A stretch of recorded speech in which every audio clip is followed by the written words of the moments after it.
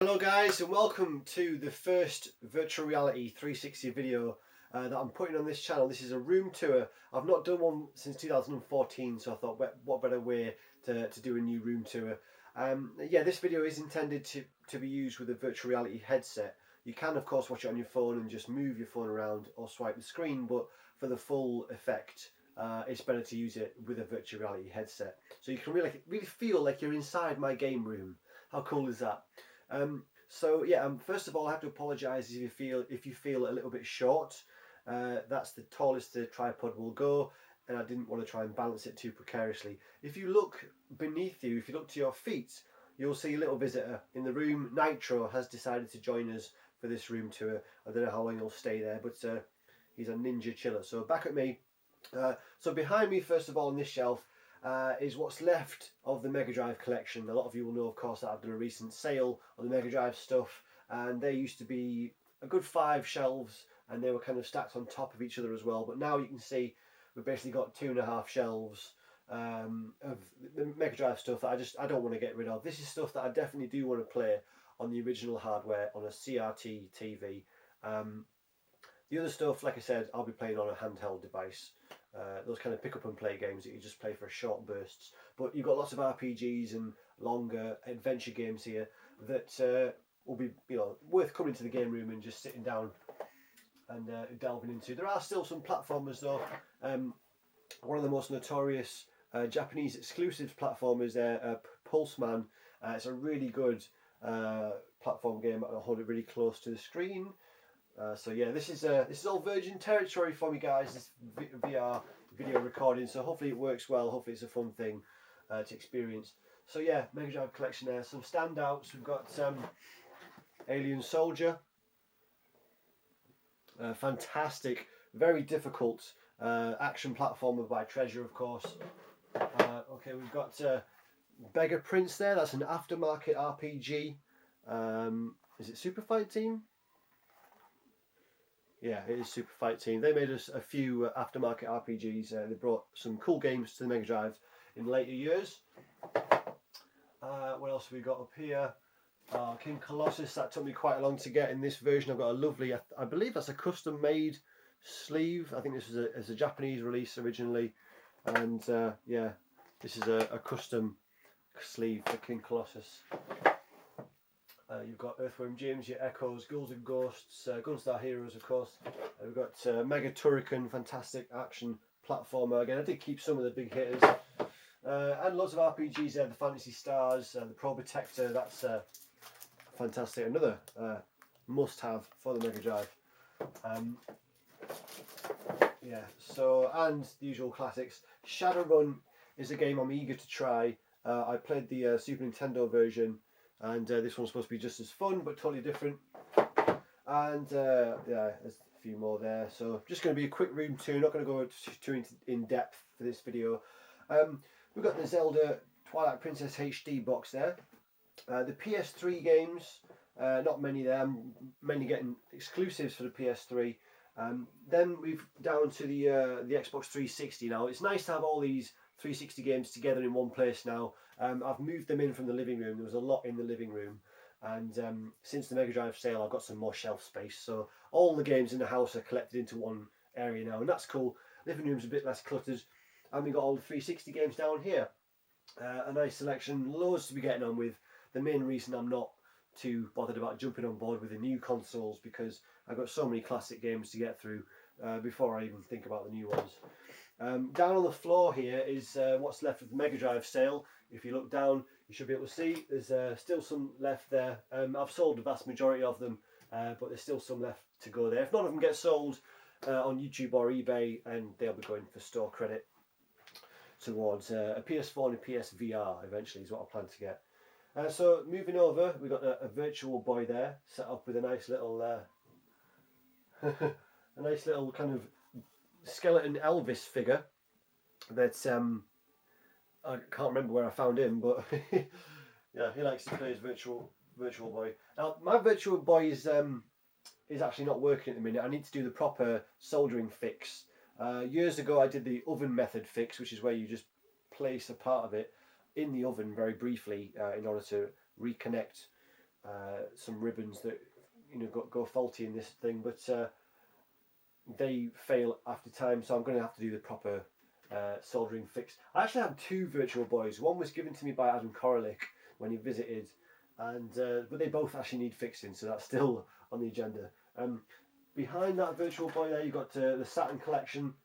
Some standouts there, of course, Panzer Dragoon Saga.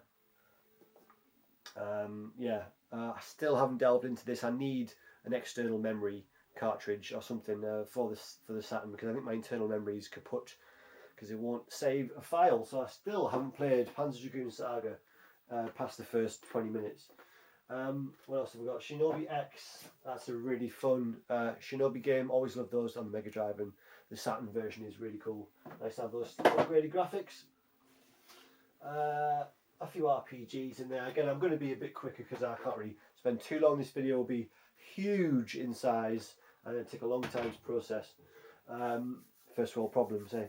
So down below that we've got the Dreamcast, of course, the obligatory Shenmue 1 and 2. Well, my channel's named after it. What more do I say? You all know I love this. Psyched for the 3rd one. Obviously I got a pre-order. Can't wait for more news on that. Down on the bottom we've got some DS stuff. We've got a very nice, in this little box here, custom Game Boy Advance SP. This is the upgraded version, the 001 with the backlit screen. AGS 001 with a backlit screen. And as you can see, it's hopefully, as you can see, it's Zelda themed.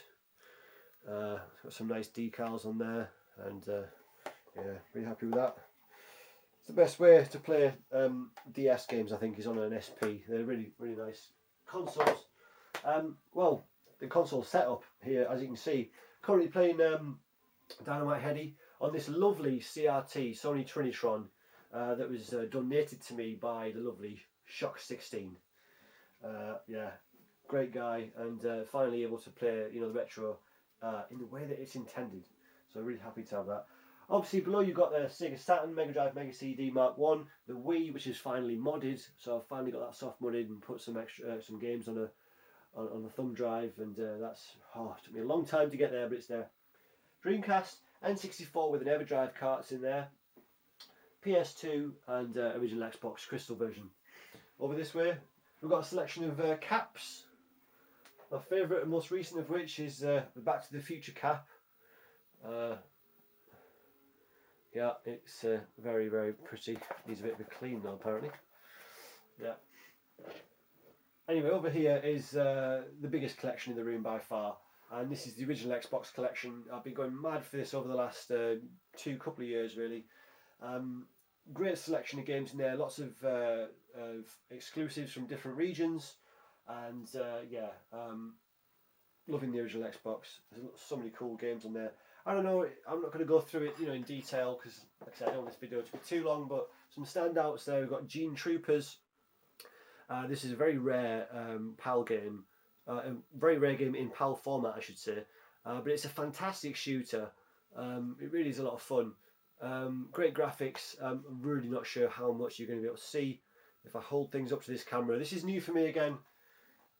There'll be obviously lessons to be learned with lighting and composition and angles and things like that. But hopefully you're experiencing this, and it's a fun thing to do. Like I said, definitely better in the VR headset. So if you're watching this on a phone, that's great. Glad for joining me. Thanks for joining me. But yeah, maybe come back to this video and watch it again on a VR headset and just see how that feels. Pretty cool, I would expect. So yeah, the original Xbox collection, and this is such a good console to collect for because it's dirt cheap to get the games. Mainly, there's not many kind of expensive games. There are rare games. There's not many expensives. One or two standouts that I still haven't, probably will never get, because they're getting up there to ridiculous prices. There's one or two of them, but I'm very happy with what I've got. I don't know. I'm kind of loath to go over it in detail. I think that probably deserves its own video. Up here we've got the Wii U games. Again, finally able to move these through from the living room, so again less clutter in there. So it's nice to have. I'm loving the Wii U. I really do enjoy it. Some fantastic exclusives, of course, and currently the only game that's getting a look in my free time is Breath of the Wild. I've got a couple of special editions for the Wii U as well. I've got Star Fox Zero, first print edition, with the extra kind of tower defense type game in there. I can't remember what it's called right now. We've got Bayonetta, the double pack, and if we go back over here, the Project Zero, Maiden of Blackwater. Still haven't given this enough time, but it looks like it has potential. Right next to that, we've got a spare Dreamcast, because everyone needs a spare Dreamcast, and some American Mega CD exclusives, so Sega CD. Most noticeably, Popful Mail, which is a beautiful. I'm just trying to see if this is visible too well in the camera there. It's a beautiful kind of RPG platformer. And of course we've got both Luna games, some brilliant old school RPGs. Yeah. So what else have we got? Well, there's one of my VR headsets, the J Deal. This is a pretty good one, very comfortable, and you get a little controller with it, so you can actually play games and select, navigate around menus and such. It's good to have. Behind that, fittingly, is the Virtual Boy collection, and Virtual Boy, what a curious console. This game's probably my most notable game in that collection, and it's Bound High.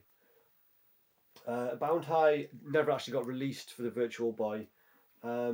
It was due to be kind of one of the main games in the second wave of games that never came for that console, because it only lasted 10 months officially. I think it was 10 months. So what's happened with this is the code for the game finally came out to the community, and somebody was nice enough to set up a donor cart situation where you give him a donor cart and a second cartridge so he can put the data onto it, and he'd do it for you. And I made this box myself from a template that was on the internet. What else have we got in there? Well, we got nice Japanese exclusive Virtual Boy. This is Space Squash. That is a really fun game. Nice use of the depth perception in there. Probably the most expensive game in that collection is this Insamouse no Yakata.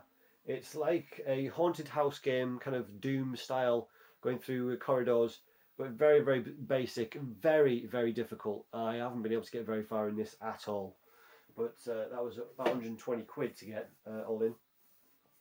Below that, we've got the Mega CD games, including Snatcher, of course. Such an atmospheric game, such a brilliant, fun adventure that is Snatcher.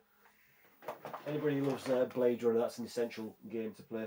Below that, you've got your PS1, including Final Fantasies and various other exclusives for that system. We've got some PS2 underneath that. We've got some N64 here. I actually have been selling my N64 collection as well, and it's something that I did talk about a long time ago. I didn't announce that sale on YouTube. I just went ahead and did it, and yeah, it's gone a long way to helping fund some of the things that I want to be doing this year. So the N64 collection is on its way out. Like I said, I've got an EverDrive for that console, so I'm not in a position to keep on to things just for as trophies. If it can practically help me out, I have been using the collection to help me out, basically. So that's about it, I think. What else have we got? Oh, well, I guess look at some of the features of the game room. Over here, some paintings there. Well, prints, of course. There's a Banksy print there. A couple of Banksy prints. A friend of mine that I used to live with actually painted this. This was grayscale, and he's painted it up. I think it looks a lot nicer like that. It looks really good. Over here is a very old sketch that one of my friends did at university. I think he was about 18, 19 at the time. And I've kept it, just it's sentimental. He's one of my best mates. So, I kept that. And if we go up to the other side of the room, we have a very nice Dark Crystal print poster that I've put in this frame that I managed to find from a charity shop for a few quid. And it fit almost perfectly. But yeah, beautiful image and Dark Crystal, fantastic film. Of course, predating Labyrinth, which, as you can probably tell from this tattoo, is one of my favourite films of all time. Next, over there, we've got the Glastonbury poster. That's quite reflective. I don't know how well that's going to come out in the camera. Glastonbury is my favourite place on earth. probably. So that's about it, really. Some little things up here. Oh, yeah, let's have a look. We've got some Clark's figures.